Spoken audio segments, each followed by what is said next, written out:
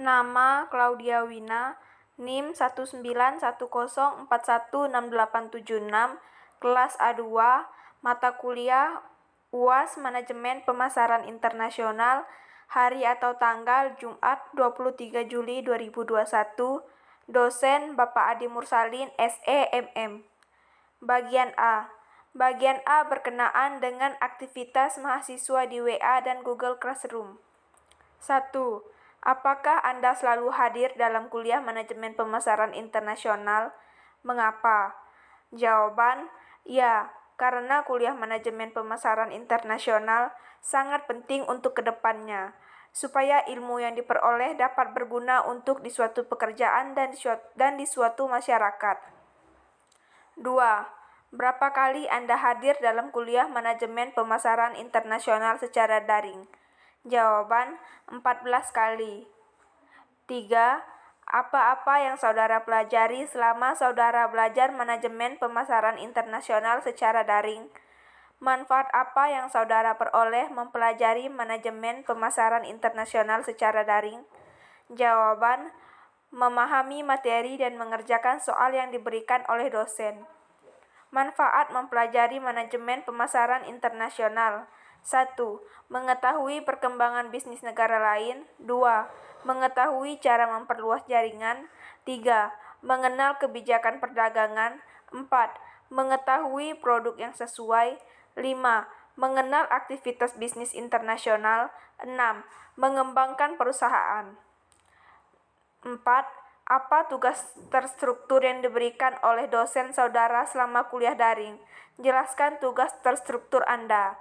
Jawaban, membuat ringkasan dari video yang telah diberikan, kemudian membuat video record dan diupload di YouTube channel pribadi, kemudian mengirim link tugas tersebut ke grup WhatsApp, Facebook, dan Google Classroom.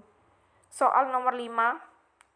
Kuliah daring manajemen pemasaran internasional memberi kesan kepada Anda. Platform media apa yang digunakan oleh dosen dalam memberi kuliah manajemen pemasaran internasional? Jawaban, kesan selama kuliah daring ini adalah pembelajaran daring seperti ini menguras paket internet. Mungkin jika kuliah dilakukan tatap muka, akan lebih efektif dan lancar tanpa ada keluhan sama sekali.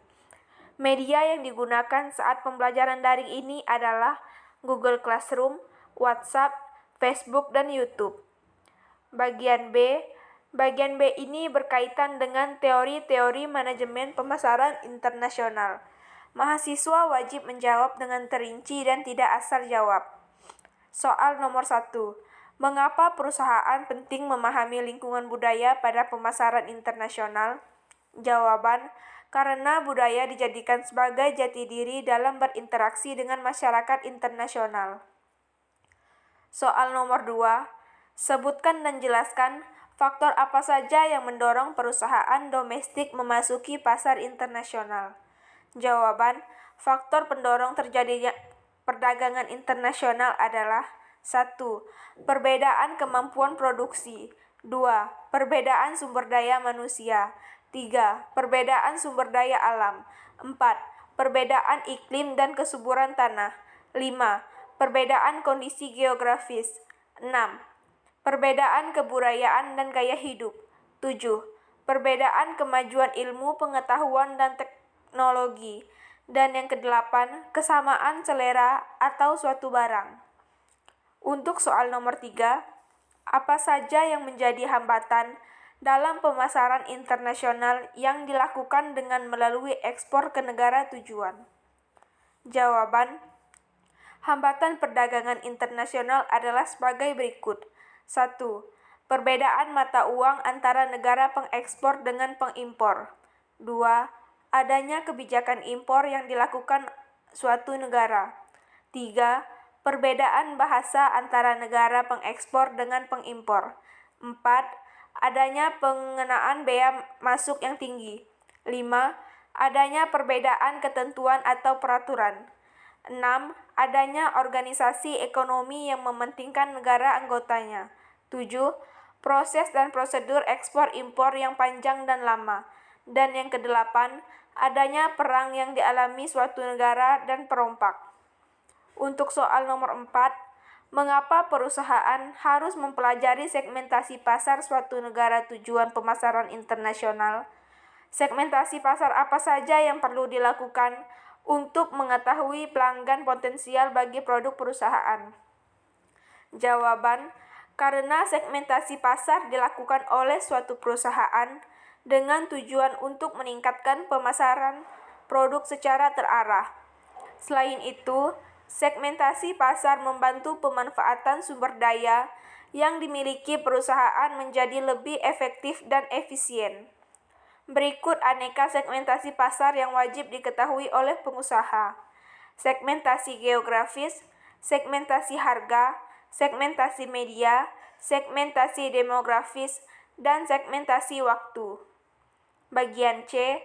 Bagian C berkenaan dengan video-video yang berkenaan dengan manajemen pemasaran internasional.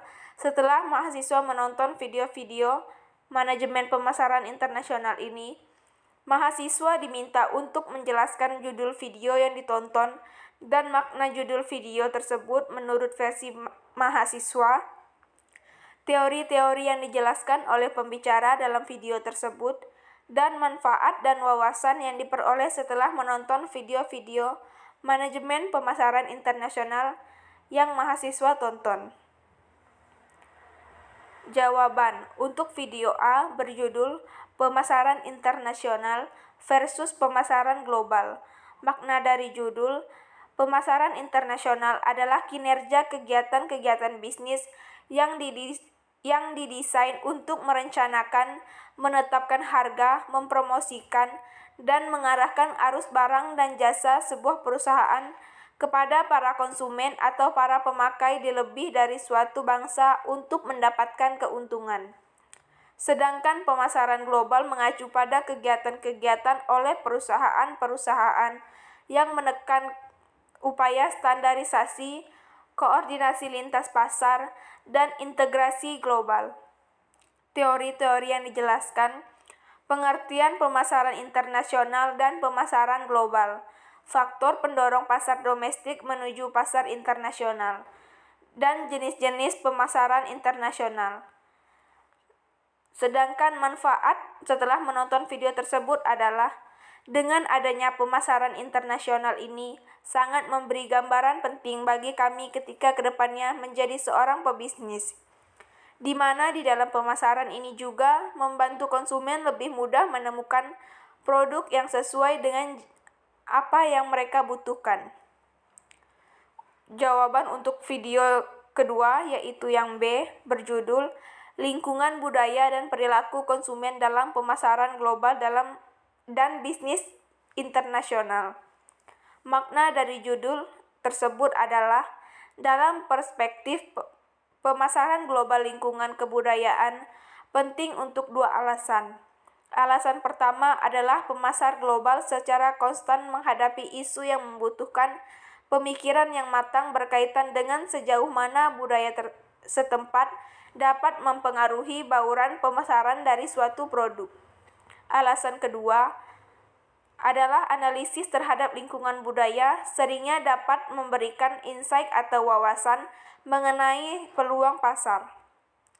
Teori-teori yang dijelaskan, definisi budaya, elemen-elemen kebudayaan, perbandingan antar budaya, pengaruh budaya terhadap bauran pemasaran, budaya organisasi, dan Global Customer Relationship Management.